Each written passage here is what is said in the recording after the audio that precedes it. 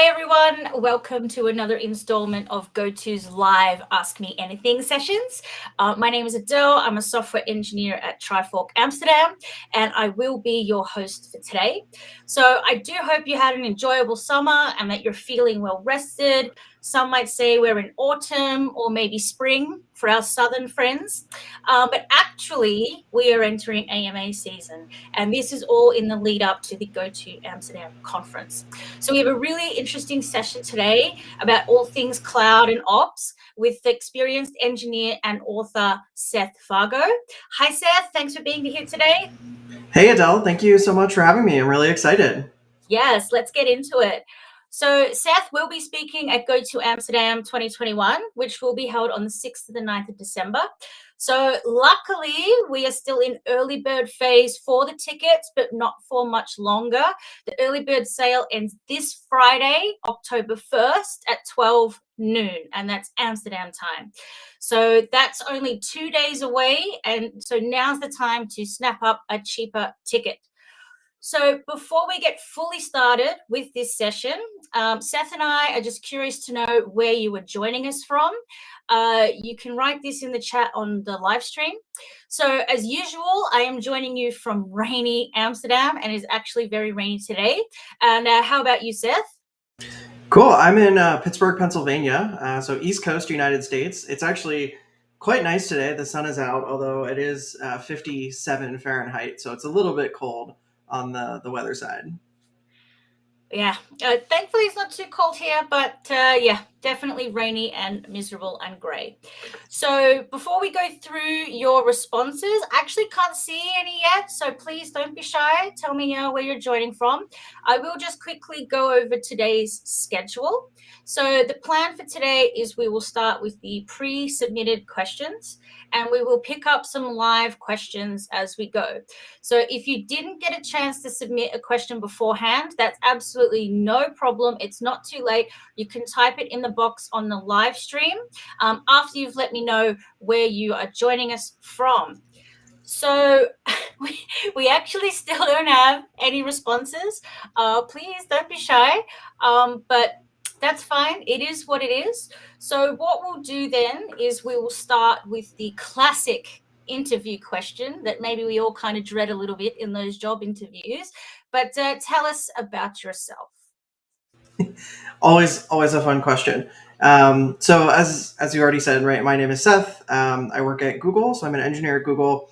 Been at Google about 4 years. I've done a decent amount of stuff while I was there. I did a lot of work with DevOps and SRE. I launched Secret Manager, which is a first-party secrets management solution. And then I worked on exposure notifications, which is the joint effort between Google and Apple to use Bluetooth to help stop the spread of COVID. Before that, I've kind of always been in the operations space. I also have always worked remotely my entire life, so even fresh out of college. My first job was remote. I worked at Chef Software doing a lot of like configuration management. And then I worked at HashiCorp for almost 5 years, doing a lot of DevOps tooling, Terraform, Packer, Nomad, Vault, Consul, etc. Great. So quite a lot of experience there in this space. So I think we're certainly going to have a really, really informative session today.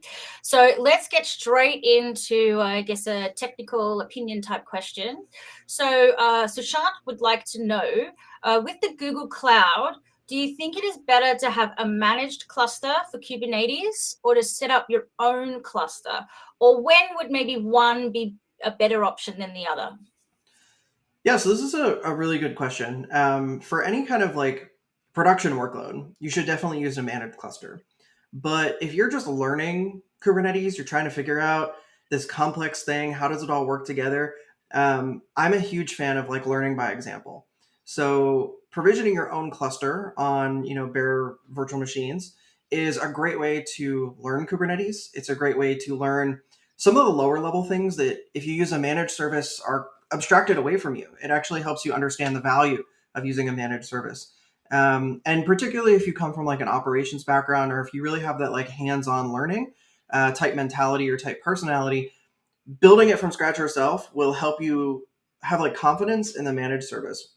But for production workloads, you should almost always use a managed service because it's going to reduce, your pager time. It's going to increase your availability. And unless you're a huge company that have nothing but spare engineers to go and maintain the cluster, like it's probably not your core business to maintain a Kubernetes cluster, right? Your core business is whatever makes you money, whatever makes your customers happy, whatever is in the interest of the public good. And that's almost never maintaining a Kubernetes cluster. So really do what's best for your business and your customers. But for an education vehicle, I would definitely recommend spinning up your own. Yeah, that's some really good advice. Understand the fundamentals, and then when you've got a grasp on that, then you can start to automate the things. So what about a virtual private cloud versus a private VPC networking? So the example that Sushant gives is when you need your database to be secure, but also accessible from the dev environment outside of the virtual private cloud. Yeah, so this is I guess, a general class of question. We can kind of abstract Kubernetes away from it for a minute, which is,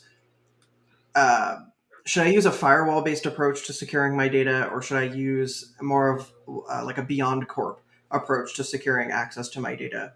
So at Google, we've been pushing this idea of Beyond Corp. We've been talking about it. We've written a number of white papers. It's how we operate externally in what I call like a VPN-less society.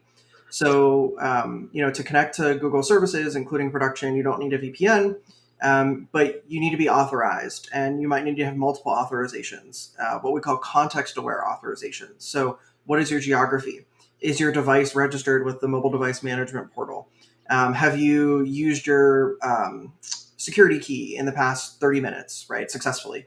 Those are like the types of context that we can add to this, like, thinking beyond the firewall, thinking away from the firewall type of context-based access.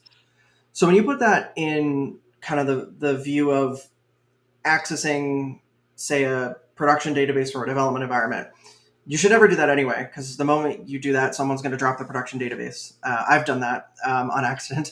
I used to be a Rails developer, and you run the Rails tests and drop the production database. But if there is a legitimate use case, there's a number of solutions here. If you are a traditional, like, behind the firewall approach company, I would say keep it behind the firewall and then leverage like a bastion host with SSH forwarding, so that developers are authorized to connect to that virtual machine, and then that virtual machine has a peering endpoint into your private VPC. But I would also, encourage you to kind of challenge the notion that that's actually a secure mechanism, because in that world, anyone who gains access to that developer's, say, private SSH key or their credentials can act as them on the network. And this is where, thinking about context, thinking about device, thinking about location and geography can add additional layers of protection to make sure that, that data that is sensitive or secure remains sensitive and secure inside of the network. Yeah, understood. So you just mentioned security. So we've got the next question from Siddharth, which is also related to that. They'd like to know, what are the best security measures that you can take while using Kubernetes? So we just had a bit of a do not do, but what potentially then are your top tips, or maybe some other pitfalls when it comes to securing your Kubernetes cluster? Yeah, so my absolute number one top tip is don't use Kubernetes secrets ever. Kubernetes secrets are improperly named. They are, in fact, not secrets. Anyone with access to Kubernetes underlying data store will have access to those secrets in plain text. They also lack like true rotation functionality, true access logging and auditing, and really good ACLs, right? You're kind of restricted to Kubernetes RBAC system. But at the end of the day, like in etcd, which is Kubernetes underlying storage system, anyone with access to that has access to those secrets in plain text. And I've talked about this in depth. I have a talk that I give called Base64 is not encryption, where I do a live demo of this and show how Kubernetes secrets are not secure. There are some ways you can mitigate that. You can use an encryption provider config to encrypt the secrets before they go into etcd, or you can just use an external secret manager entirely, something like Google Secret Manager, AWS Secrets Manager, HashiCorp Vault, and there's an abstraction layer that all of the major cloud providers and HashiCorp and a few other players have been contributing to, called the CSI driver, which is the Container Storage Interface driver, that exposes these secrets from third-party secret management solutions as a virtual file system inside your pods and services in Kubernetes. So number one, definitely don't use Kubernetes secrets. um, number two would probably be um, really thinking about the the threat model that you're going for in your cluster and thinking about like cluster segmentation. Um, you really want to have a separate cluster for development versus production, because you might have different policies in place. You might have different configurations and controls in place over a production cluster versus a production cluster, or it just might be smaller, right? You might not want to spend as much on a development cluster as you do on a production cluster. But there's a lot of stuff in the Kubernetes space, and security is a very big space. You have network security, right? You have policy, you have actual application level security, and then you have like what I like to call workflow security, which is like, how does a job get from my local laptop to the cluster? So what is that kind of like that CI/CD process between I edited some YAML, how does that make it to the cluster? And I've been thinking a lot about that lately because there's not you have Helm and a few other tools out there, but there's not a great like authorized process for which something goes from like a local laptop and has an audited process through which it goes through an entire pipeline and eventually makes its way onto the cluster, and then is put into some system where you can later go back and audit and say like, oh yes, Adele made this configuration change in GitLab, and that configuration change was approved by Seth.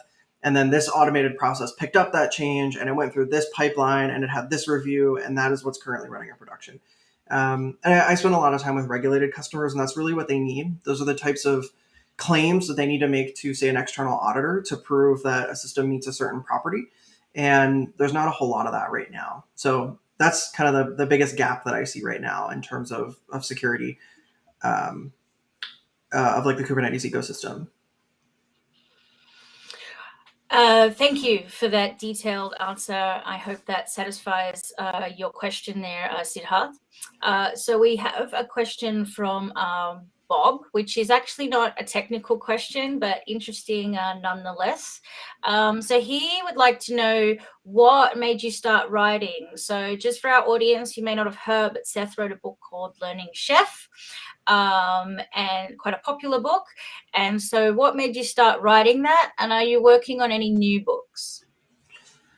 So this is I get this question a lot, and I always have to be super honest. So I started that book when I was 22, and I just wanted to be famous. That's why I wrote a book. I care and I have a lot of passion for educating people, but I wrote that book because I wanted my name on a book. Before that, though, I was also doing a lot of writing, and it comes back to that point of education. Is I did a lot of blogging, I did a lot of content, and I was doing some consulting and training at the time.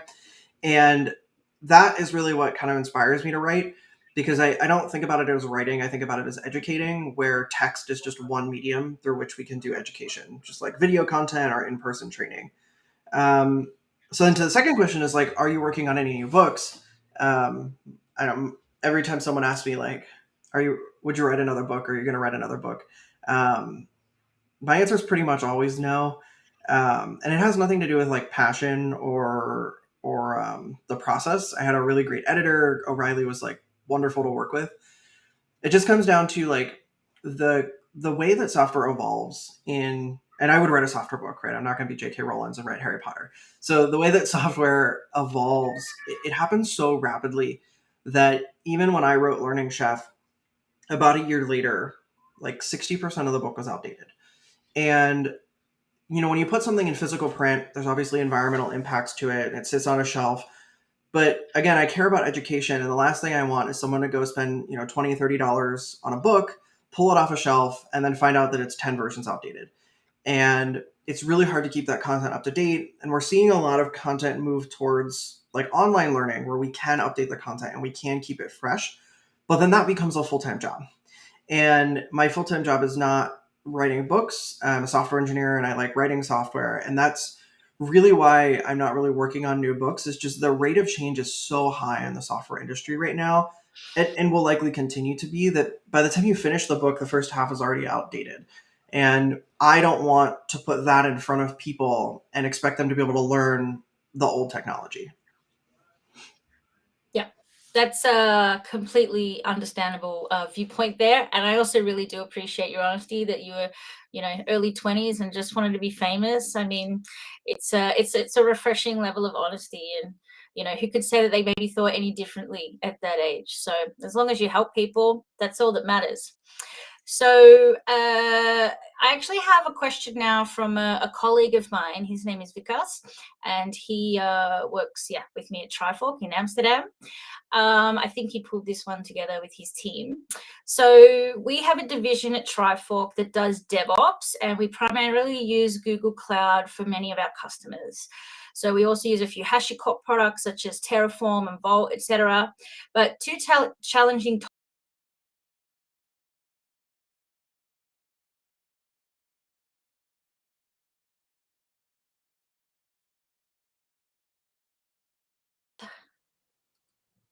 Are you back?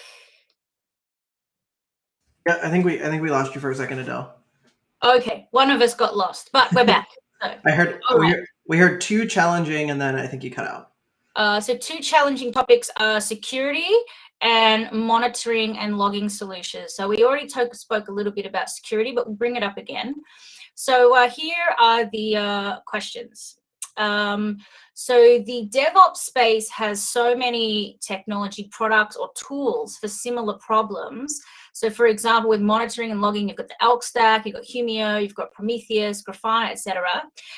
With CI/CD, you've got GitLab, Jenkins, Argo, and then the secret manager, Google Cloud, Vault from HashiCorp. So how do you choose which product to use in the tooling space within DevOps?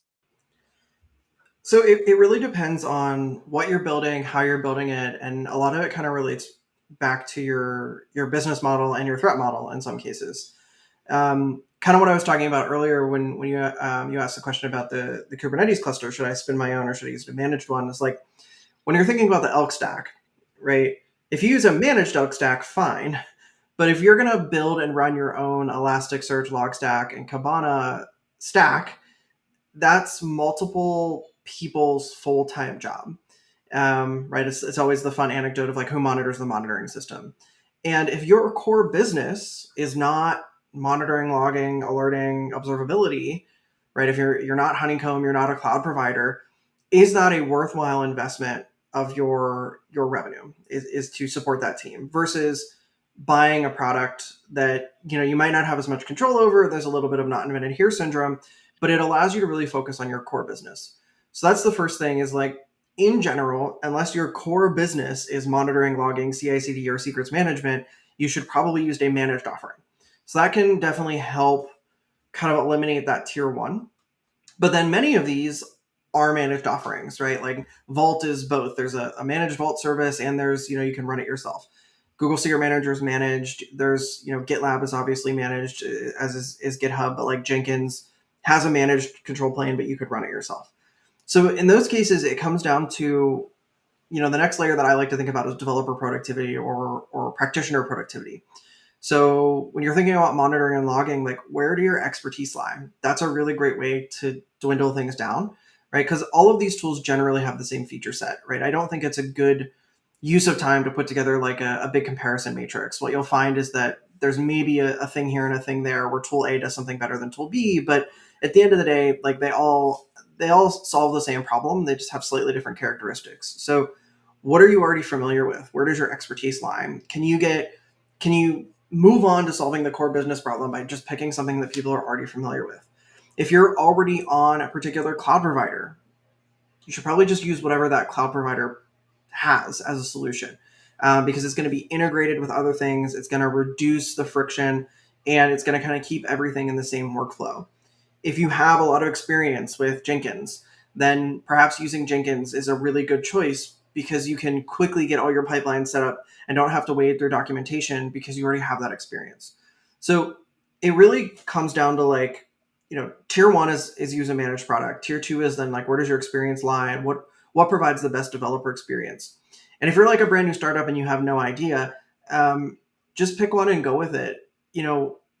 I think a lot of folks are really afraid of like lock-in.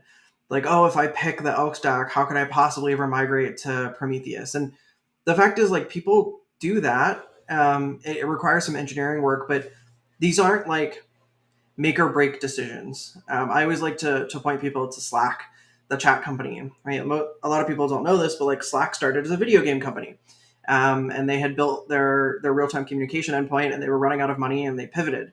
And now they're one of the world's most popular chat platforms, collaboration platforms for enterprises around the world. And you shouldn't be afraid to have that same type of pivot. Like, you picked the wrong thing, great, admit it, own up to it, and then have a plan for getting onto the right thing.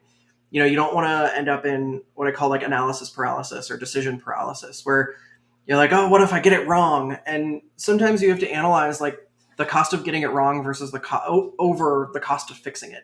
And sometimes the cost of switching is pretty low, so you should just pick something, go with it, instead of trying to ensure you got the right thing. Yeah, that's a really good point there. I think in many things in life, we could get a bit philosophical, but also in day-to-day development work, which is sort of more the world that I'm in, is just make a choice, see how it goes, and be prepared to pivot or switch if you need to. And to be clear, there's obvious exceptions to that too, right? Like if you work in healthcare, right, you don't want to just like throw the pacemaker out there and see if it works, right? You need rigorous testing, right? You need rigorous analysis. So that isn't like blanket applies for everything, but for these specific things like monitoring, CI/CD, secrets management, I think it does apply. Oh, yes. I didn't mean to put any words in your mouth or make any claims that you're promoting that doctors should just try things. So I'm glad we did clear that up. So in the, as mentioned, there are many technologies and tools, but at the same time, there are various security issues that do occur in them. So how can you make sure that your tooling is up to date? I have a feeling that maybe a bit of that answer is in the using a managed solution, but please, if you could elaborate on that. Yeah, for sure. So kind of as you hinted at, like a managed solution is going to keep the stuff up to date for you, so then you don't have to think about it, particularly with like 0 days, right? Because it's probably not someone's full-time job to maintain the elk stack. When there's a vulnerability in Elasticsearch, now someone has to like slip something off of roadmap to go patch. And that can let you into situations where you're like, well, is it that big of a security vulnerability? What if we let it wait until the end of the week so we can get this thing shipped? It's just not a healthy state to be in. So managed offerings could definitely help with that. I also think that this is I think there's two parts to this problem. HashiCorp actually does a really good job of letting you know that the software you're running is out of date. There's a tool called Checkpoint, it's open source, that basically connects to the HashiCorp servers where they can publish the metadata that says, hey, a new version of Consul's available, a new version of Terraform is available. And when you invoke that CLI, there's some randomness and some timestamping that happens, but there's a chance that it goes and asks that server and says like, hey, am I running the latest version? And if you're not, you'll get back a little notice that says like, hey, just to let you know, there's a new version of Terraform available. You can go download it from this link. Homebrew does a really good example of this as well. But I think by and large in the software industry, we don't. We rely on people to go pull information instead of pushing it. And it's no one's full-time job to sit there and refresh the homepage to see if a new version of software has come out. And package managers make this a little bit easier because the apt-get update, yum update, like they kind of handle this for you. But when you're talking about individual pieces of software, I think we need to push software tooling to actually tell us when there's new versions available. Just like the App Store or the Play Store on your phone will tell you like, hey, a new version is available, you should go update. And then I think the third thing is around just like the software supply chain in general. We've seen a number of attacks targeting the software supply chain in the past, I guess, like 9 months at this point. And this is more on the other end, which is how do we prevent security issues from making their way into the code in the first place? It's going to be really hard to prevent in 0 days, but someone's submitting a change request. How do we make sure that there's no vulnerabilities in that code? Are we using things like Dependabot or various like SNCC to analyze our dependencies and make sure that our transitive dependencies don't have known vulnerabilities, so that we're not bundling our code with known vulnerabilities? And this is where having like a really good CI/CD process or following something like Salsa, which is SLSA, which is like Google's framework for attributing the security of a particular software build, could be really useful and really helpful. Because you could say, my software is also level 3, it's also level 4, which provides some assurances and attestations / guarantees around the security of that software. Excellent. Again, some great tips there.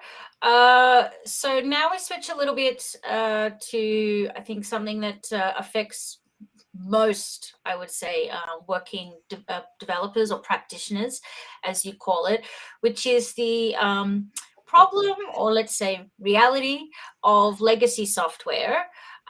So how do you handle, for example, say running legacy software where there's no stakeholder that has much incentive to invest in upgrades? So for example, you're running something for a customer and they're just like, it works and it runs, and they don't wish to really invest anymore in updating the infrastructure and, let's say, making it more cloud native or cloud friendly.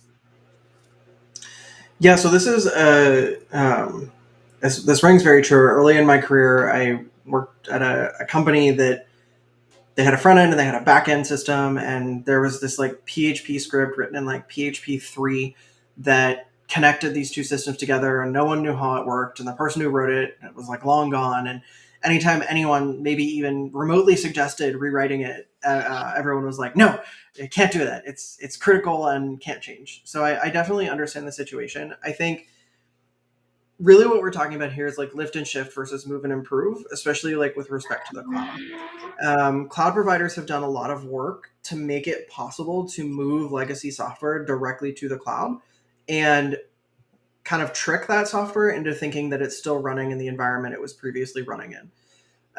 This will give you some benefits at the, what I'll say, like the operating system layer.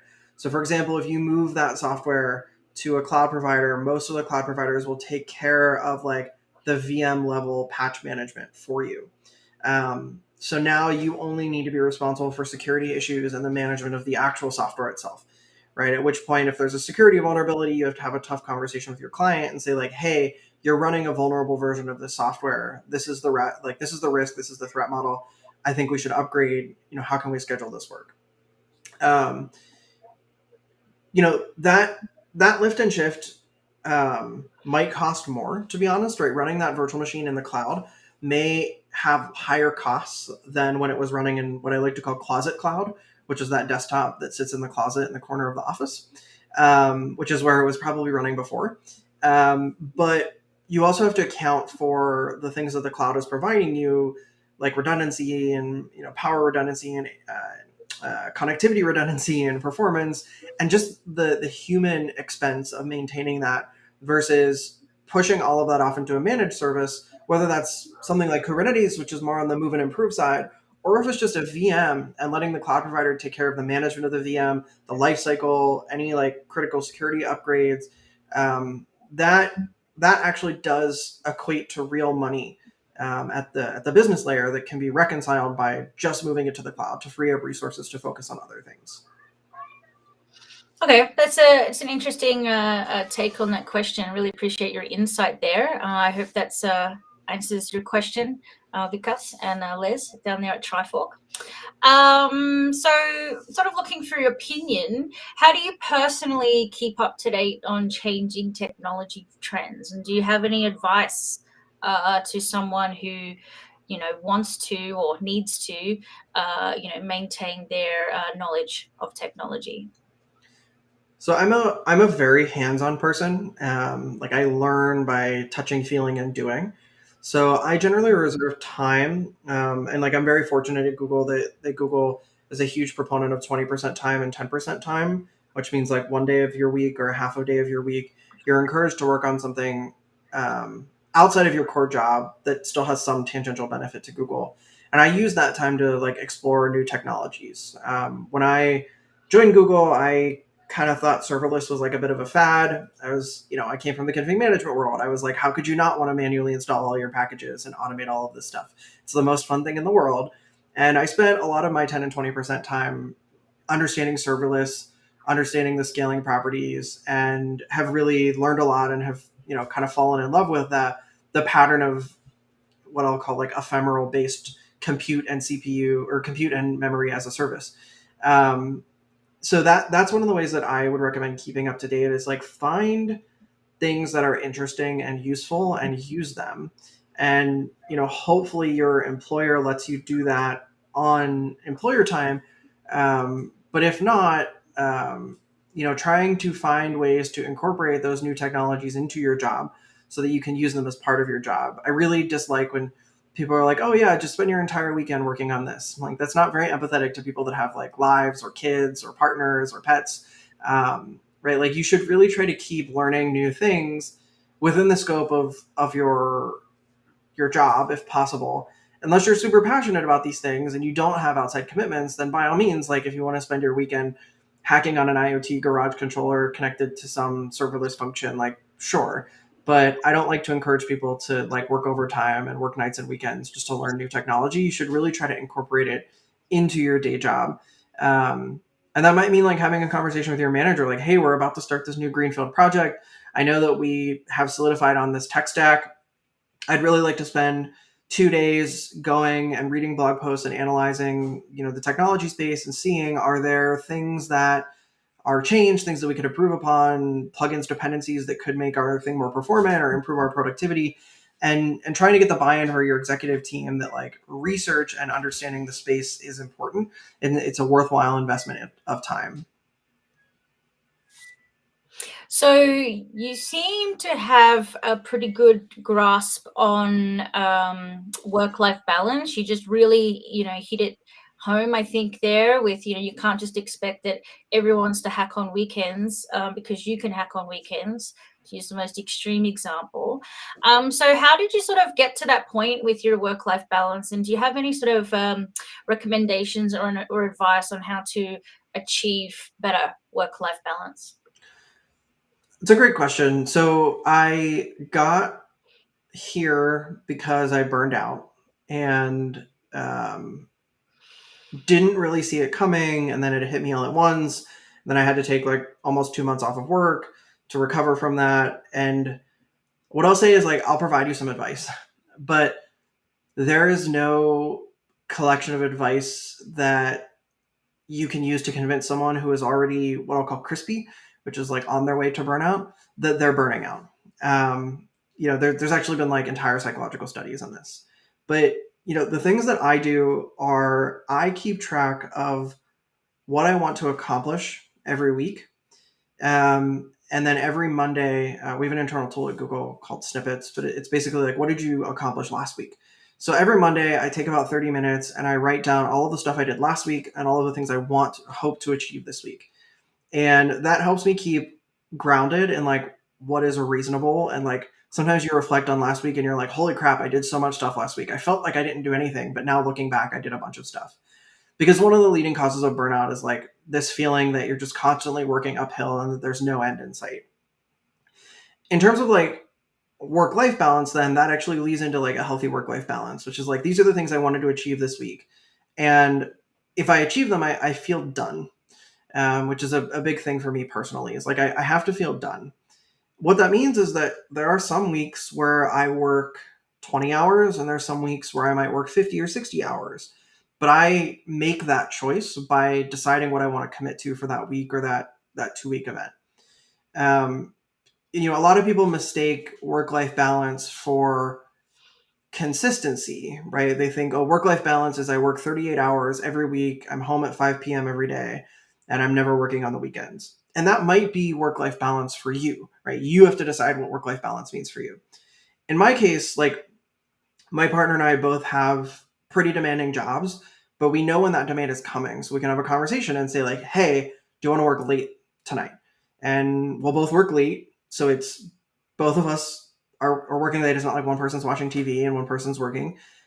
But then we'll take that time back on that Friday, right? We might stop working at 2:00 or stop working at 1:00.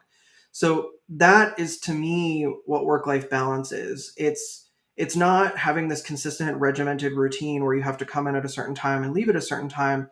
It's having the freedom and flexibility to say, hey, I'm going to go to the doctor from 10 a.m. until 11:30 for my physical, and then I'm going to work an hour and a half late. It's recognizing that it's a long stretch and that you have to take breaks, and you have to understand that it is really easy, especially with COVID and everyone working from home, or most folks still working from home. It's very easy to overwork. I know, like, I've worked remotely my entire career, and folks always tell me, they're like, "Oh, if I had to work remotely," this is all pre-COVID, right? If I had to work remotely, I would just sit and watch TV all day. And I think what we found is, like, that's actually not true.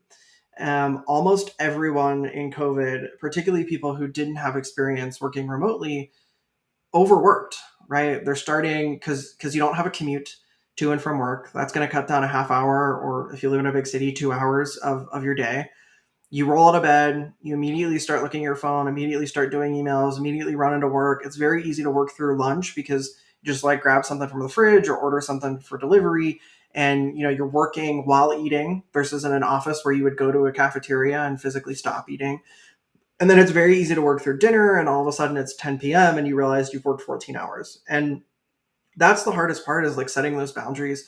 And that's why I find that actually saying, like, I'm done working when I have achieved these things this week, is a really good way for me personally to maintain that healthy work-life balance. But my biggest piece of advice is, like, you need to figure out what works for you. If setting a start time and an end time is the thing that's going to help you maintain that work-life balance, then that's the thing that you should do. If keeping track of your hours and saying, I want to work 40 hours a week because I feel that that's a thing I have to do, that's fine. Whatever you want to do, you just need to figure out what works for you. Yeah, that's again some really good advice. And just to add a bit of a contrast to your own example, for me, I actually am in that designated time group. I kind of like to have a regular routine. I like to know when I'm on and when I'm off. It also helps that I have my own office here that I can physically close the door on, which I also do at lunch.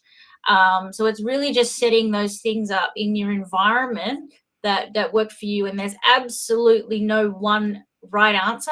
My boyfriend, for example, is a bit of a night owl, so he might take a nap at lunchtime, but then he can still be tapping away at 10, 11 at night, because that's how he likes to manage his time. So that's I think the crux of it there is really evaluate yourself, have that self-awareness, figure out what you need, and make it happen. So again, we're still in that advice, kind of space about life, I suppose, rather than the pure technical. So do you have any career advice for DevOps cloud engineers? For example, certifications, or even really good talks, or a really good personality or speaker that you can follow? For sure. So, I'll share my thoughts on certifications last. Um, I recommend attending DevOps Days. There's most certainly a DevOps Days near you. It's like a franchise, and attending DevOps meetups. This is a great way to interact with the community. It's a very, very good community, a very healthy community, and it also is a great opportunity for networking, especially if you're looking to grow in your career. You can find a mentor. You could potentially find new job opportunities, or ways to improve your skills. Step two is then speaking at a DevOps Days or a local meetup.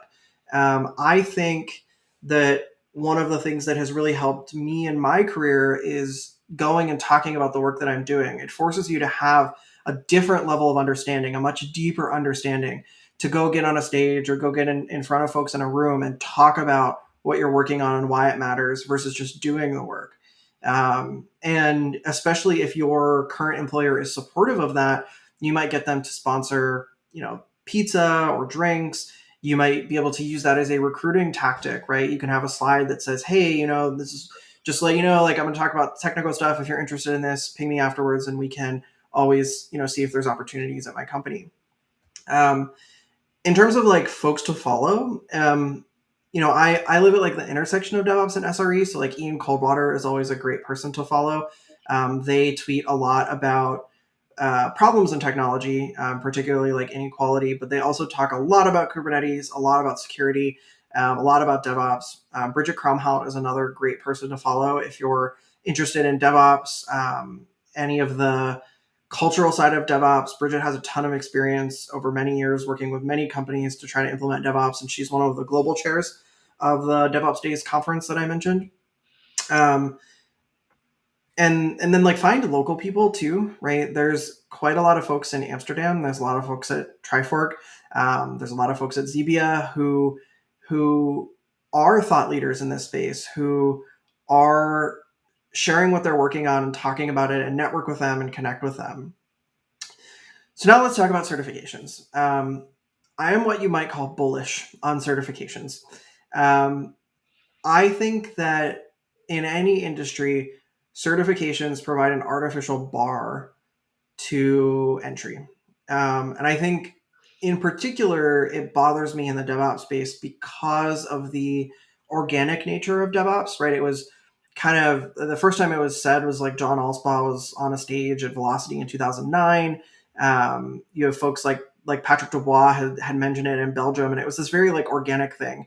And since then, it's been latched onto, and now it's like a keyword. But it really started off as this idea of like, what if people worked better together? And it concerns me that now like you have to pay to get a certification to apply to a job to land that job, and I think that can lead to certain inequalities. Right? You know, sometimes we work in tech and we're pretty privileged, and we're like, oh, that exam is only 50 euros, right? It's only $100 to take that exam, and like I'm sure you'll pass it. And they're probably right. Like, I'm sure you'll pass it. But the problem is, like, especially as a new college grad, or especially as someone who just doesn't have disposable income, even if they're already working in tech, they may not be able to afford that certification, or they may not be able to afford the risk of failing that certification. And I think that creates an artificial barrier to entry that ultimately reduces our talent pool. Because now, if you require a certification in order to do a job, anyone who couldn't afford that certification is never going to apply for the job, which means now you don't have a diverse group of people in the room, which can ultimately lead to worse decisions. Because we know that having a diverse group of voices in the room is one of the best ways to ensure that we have, you know, everyone's viewpoints represented, and you're kind of automatically excluding folks by requiring a certification. Thank you so much for mentioning that and putting it in those terms. It really is just a transfer of cost from the employer, rather than having a proper hiring process where they actually can, you know, tease this information or this knowledge or this experience out of a candidate, and then offloading that cost onto them to pay for a certification so they can tick a box. Certainly not every employer, of course, but you know, we do tend to see this. And it does happen. So this is actually a question from me now. I'm just going to take my little moment, be a little selfish, because it fits in perfectly with what you were speaking about. So I did, you know, you seem that you are very passionate about reducing inequality in tech. So you've given one example, but can you elaborate a bit more on that? And, you know, which inequalities do you think are holding back the industry and potential tech workers the most? And is there any action in this area that you've taken that you're particularly proud of? Yeah, so I guess I'll work it backwards. So in terms of like action that I've taken, there's probably two things that I've done that I guess not proud of is one word, but I've donated a lot of money, like tens of thousands of dollars, to various causes, to help reduce particularly things around wage gap and gender pay disparity. I also do a decent amount of stuff with like LGBTQ. So I have worked with like the Trevor Project and some other organizations, both on the financial side and also on the fundraising side, to help reduce inequality and help lower the barrier to entry for folks from underrepresented groups. In terms of the inequalities that I think are holding the industry back the most, this is a really difficult one. I think race and gender are probably the two biggest ones that we're seeing now. And then I think there's also what I'll call the white collar inequality, which I'll talk about in a second because it's something I'm working on. But you know, every major company seems to be having challenges related to, you know, recruiting Black talent. Women are constantly subject to harassment on platforms where tech people hang out, like Twitter and LinkedIn. And I think that makes people who are Black or people who identify as women, it makes them not want to join this industry. It makes them not want to be part of this community. It makes them not want to continue their education if they're currently going through that, or it might make them want to career change. I think another inequality that we're seeing more and more, particularly in the security space, is I can best describe it as look, feel, and dress code. Some of the best hackers in the world don't look the way that, say, a government agency or a big enterprise would expect them to look, right? Nose piercings, pink hair, all of which are not what I'll call innate characteristics, right? It's not like gender, it's not like race, but there is discrimination against people who don't look like they'd fit a part. And that's especially difficult for me when I'm trying to hire people and when I'm trying to help people who are incredibly talented land a job at a traditional organization where they're expected to wear a suit and tie and conform to a particular way of dressing or particular way of acting. And that is an inequality that I think is institutional. That's going to be very, very difficult to break down. So I hope that kind of answers the question. Yeah, absolutely. And it's a bit of a free form question. I was sort of just giving you some leading ideas. Fun fact: the dress code at Trifork is that you have to wear something. That's the dress code. Of course, if you're meeting with customers, you keep that in mind. But yeah, it's great to be in a place where bringing your whole self to work is appreciated, and how you express yourself on the outside through your clothing is one way, but there's also other ways. I have mental health issues, for example, and I've been able to be completely open and honest with my employer about that, and that allows me to actually do the best work that I can, because I'm not hiding all the time. I'm not being afraid of being found out. So this is, I think, a really, really important topic as well, and close to my heart, and that's why I asked about it. So we're going to go back to learning again. We spoke about it a little bit already. You mentioned conferences and networking and people to follow. But what about specifically learning how to use Kubernetes? So, of course, it is a personal question, but there really are a wealth of resources out there. So is there anything particularly great that you've seen? We can also write it in the chat, I think, at the end of the stream, perhaps, as well. But if you've got some names that pop up, share them, or some resources. Yeah, I mean, the one that super comes to mind off the top of my head is Kelsey Hightower's Kubernetes the Hard Way. Kelsey's a colleague of mine, a good friend of mine, who spent a lot of time in the Kubernetes world. If you know Kelsey, or if you know Kubernetes, you know Kelsey.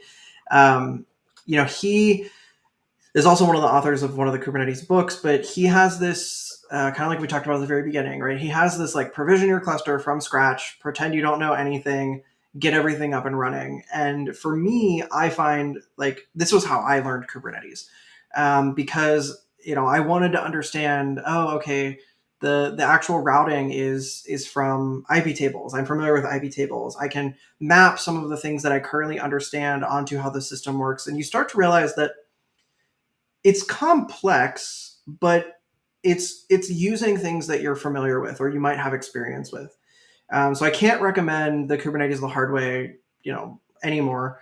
I think no matter what kind of learner you are, there's something in it for you, and it's all open source and it's on GitHub, and it's licensed under the Creative Commons Act. So you can also share it with other folks and take bits and pieces away.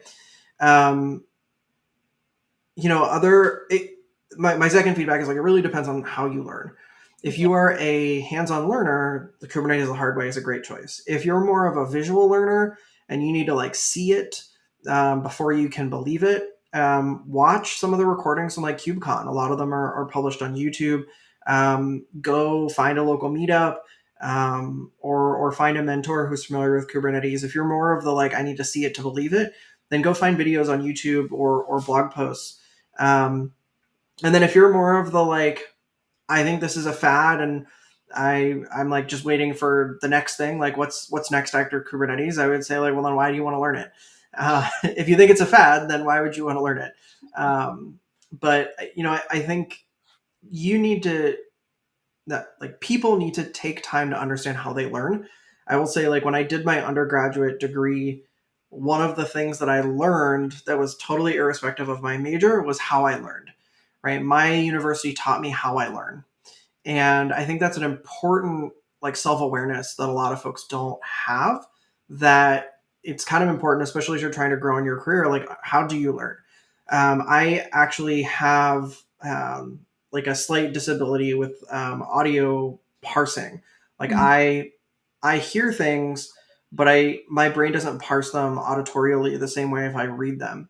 So for me, watching a video is actually not super helpful because I can't process that information, versus reading a blog post. I read really, really fast. So not only can I consume the information faster, but it sticks. So understanding how you learn is super important. Yeah. Really good general advice there. So this question came up from the chat, and I think we can just stick to one specific part of it. And this person's actually asking specifically about learning cybersecurity. So the advice you gave absolutely holds for this topic as well. But do you have any resources or people to follow specifically related to that topic, or is it just the general advice from before? I think it'd be the general advice from before. There's like a couple ways that you get into cybersecurity. There's like the white hat path, which is you go through either like a formal college, university, or like a boot camp. And there's lots of great boot camps out there. Some are free, some are paid. And then there's like more of like the red hat, black hat side, where you potentially do things that might have questionable legality, and you learn that way, and then you kind of flip and use those skills for good. Um, I would definitely not recommend that latter path, although I can't say that I didn't take it. But I think that uh, ultimately, like, the space is evolving, and cybersecurity is huge. Some people say cybersecurity and they think like traditional IT security, right? Like, think user management, policy protection, endpoint protection. Some people think cybersecurity and they think like encryption and secrets management. And these are both super important, but you're not going to do all of them. Like, those are fundamentally different jobs at any company, right? Protecting the user data and maintaining, the company Active Directory is a very different job from encrypting things and devising a strategy for secrets management in the organization. So, I guess my best piece of advice is, like, what part of cybersecurity are you interested in, and can you narrow that down a little bit? Because ultimately, that's going to help you find the best program or the best, self-training resources that will enable you to be successful. Yeah, absolutely. And I actually learned to program pretty late in life, only 3 years ago or so. So I had exactly the same kind of conundrum, was where to start exactly, because I want to learn cybersecurity is kind of same as I want to learn programming. That's great, but you need a really specific, focused place to start. Thankfully, I was working at Trifork in a different function at that time, so that really helped narrow the scope, and that actually made it possible and achievable to learn something as broad as programming. And there are still many parts of the field that I do not know, but that's okay. I'm carving out my place a little bit more every day. So we have one more question that's come through from the chat, which I think you kind of preempted there, Seth, when you said if you think Kubernetes is a fad, don't learn it. So actually, a colleague of mine, Les, would like to know, what do you think then will come after Kubernetes? I have, like, if I was betting, I would hedge on two things. So the first is serverless, which is weird because serverless kind of started before Kubernetes. Like Lambda, I remember Ian Massingham talking about Lambda in like 2013, 2014. And then it didn't really take off, and then it kind of offshot very quickly. And I think that this idea of like executing small bits of code as a service and only paying while that code is running is going to be incredibly important. I think that is also something that could come following Kubernetes. I think the most logical thing that comes after Kubernetes is Kubernetes goes away and things start providing the Kubernetes API as a service. So forget about like the kubelet, forget about all the inner workings with etcd. But like one of the things that Kubernetes did that was really good is it provided a stable and consistent API for doing things, whether that's software development, software deployment, etc. And we're already starting to see people re-implementing the Kubernetes APIs on top of other abstractions. There are CI/CD solutions that leverage the Kubernetes API that are not actually running on Kubernetes.